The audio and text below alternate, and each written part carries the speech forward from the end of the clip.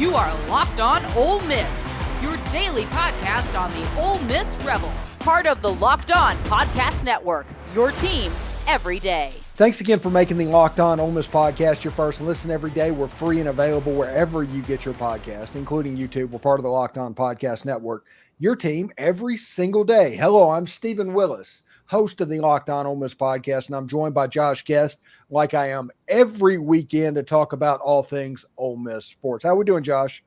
Stephen, we're doing well. We have entered the summer area of things, especially in the world of education. So summer school has started. What does that mean? Well, 9-month faculty went home at, mid-May, and 10-month folks have gone home now. And so basically it's just 12-month folks around campus. And then, of course, people teaching summer school and that on campus has really slowed down, especially since COVID. As you can expect, a lot of people now are online for summer. And so all those kind of things that go with that. So a much more scaled down presence around the campus these days. Interesting. One of those situations. I went to summer school like the full time I was at Ole Miss, but for whatever reason, I don't remember how that was different or what went on or anything like that. It was just one of those situations. I was going across campus and the campus was full, and then all of a sudden I was going across campus and there wasn't many people. Yeah, and I did 3 of my 4 years. I did summer classes on campus, at Ole Miss. And so, like you said, but being a local, we do notice it in the traffic.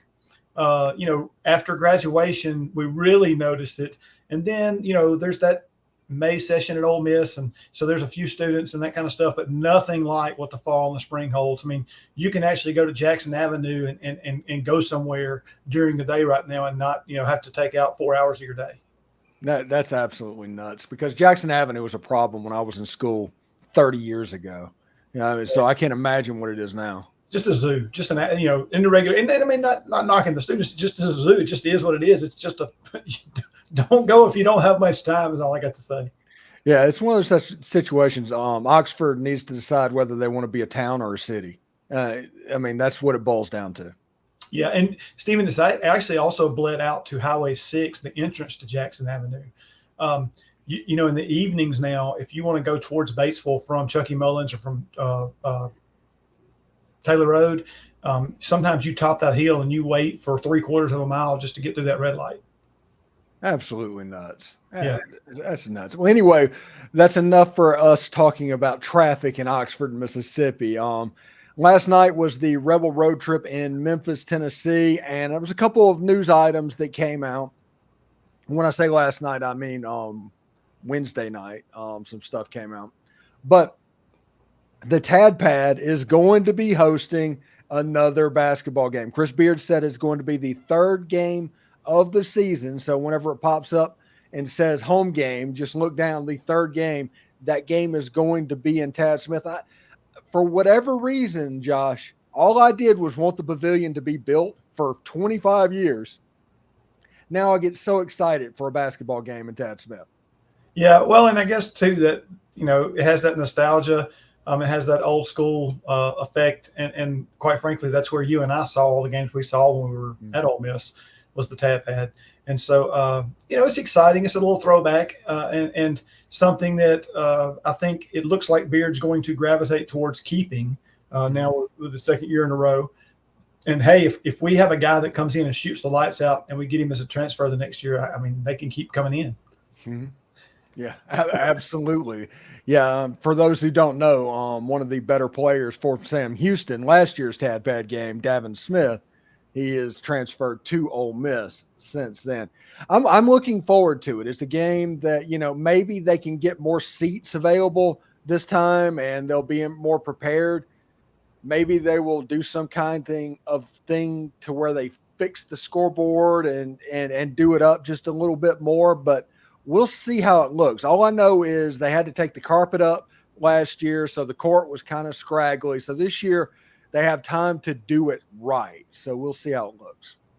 Yeah, hopefully it'll look a little different, but we'll see. Like you said, we'll just have to wait and see what they end up doing. Yeah, they should refloor it and do it in the same way like that Tim Thomas is for, Gerald Glass, that color blue that was a little bit different. That is what they should do with the Tad Smith for, in my opinion. That'd be fun. That'd be fun.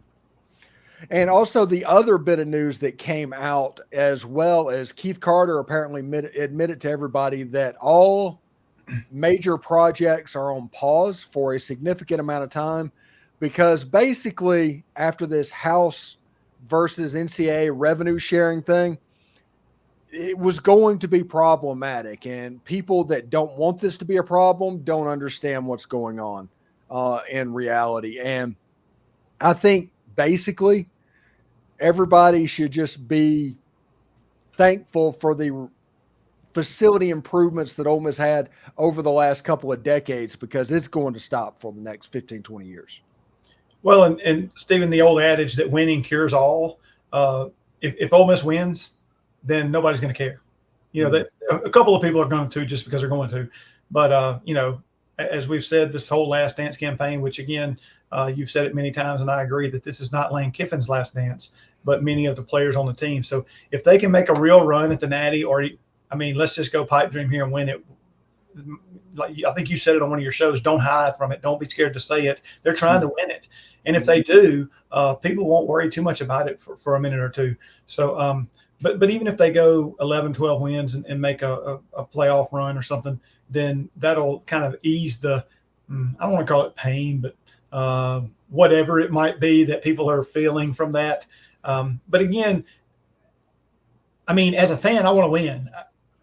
I can sit in the seats that are there. I want to win. So if that means we have to reallocate funds to handle this settlement and keep our collective and that type of thing going with players and that thing, that I'm all for it. I'm all for it. Let's just put it on pause for however long. If I never see another renovation and we win, I'm not going to care. Yeah, and the last renovation potentially that Ole Miss had is the softball facility, which they got it in just in time. They're working on it as now, so they're not going to stop. So it's going to continue to get built, but that's going to be the last one in a good bit of time. Just drove by there yesterday, Stephen, and it's starting to look like a facility now. You know, for the longest, you didn't even have much there, and you know, they were doing makeshift stuff with fans and that kind of thing. But it's starting to get bigger, taller, more substantial. You know, they moved home plate's going to be over, I think, by Chucky Mullins versus or not Chucky Mullins, the cut through road that goes to the old Intramural Fields. I don't know what the name of it is. Yeah.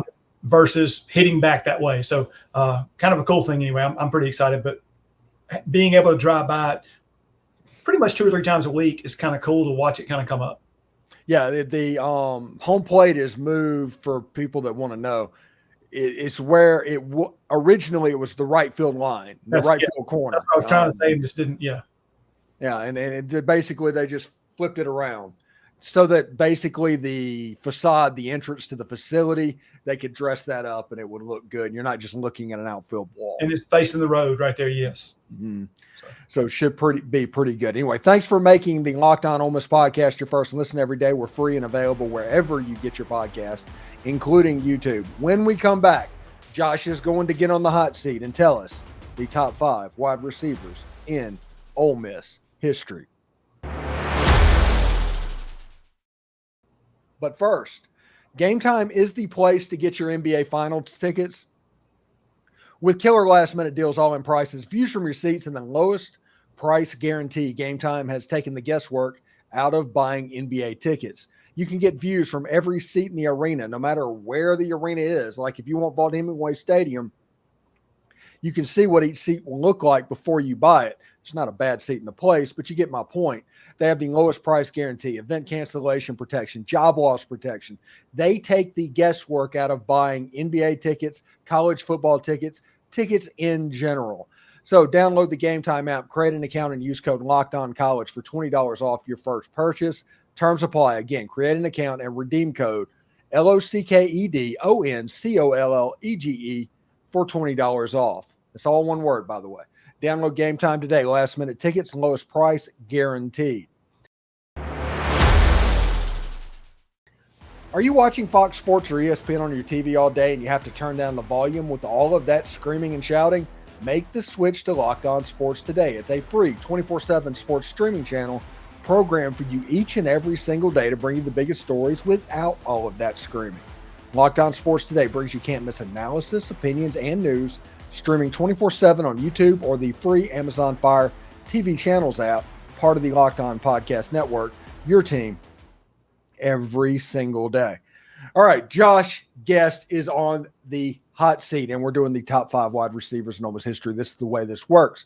We go 5, 4, 3, 2, 1. We count down with the people on the hot seat. Whenever I do my list, I count up, but that's my prerogative. It's my show.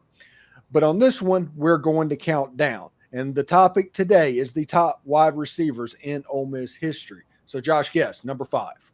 All right, Stephen. Again, I went recency bias, as John Macon always says.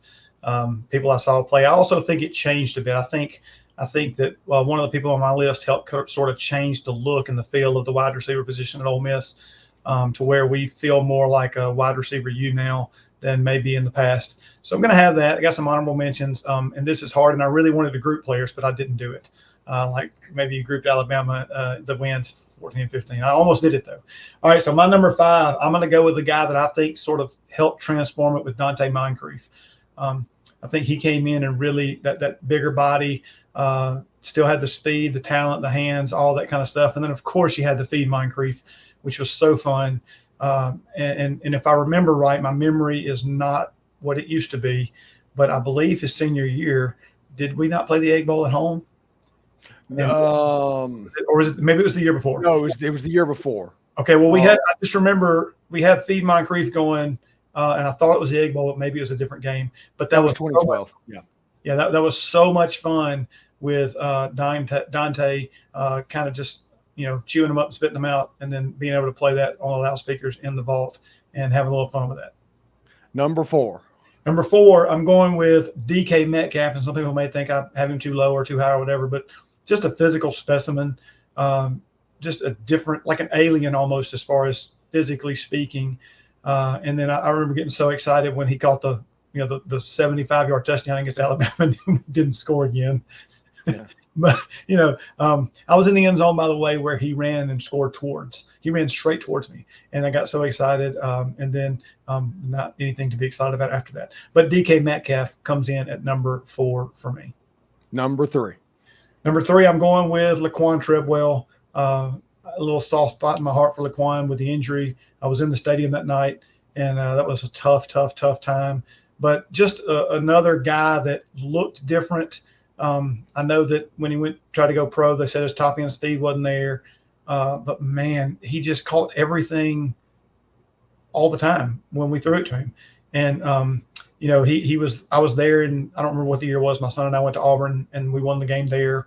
And I think it was the 3rd win ever at Auburn, maybe. And Bo Wallace was the quarterback, I think, and he was or was it Chad Kelly? It was somebody throwing to Laquan, I believe, caught a touchdown in the end zone. We were sitting in that game. I think that was 15. I think that was the trip back, because 14, that was in Oxford when he broke his ankle. That's right. I think 15 is right.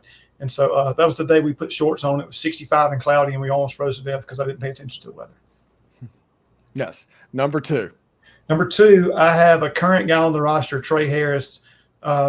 And I just think he has a chance to really do more. And so I'm kind of, maybe he should have been lower, I don't know, on the list, because he hadn't done it as long as the other guys.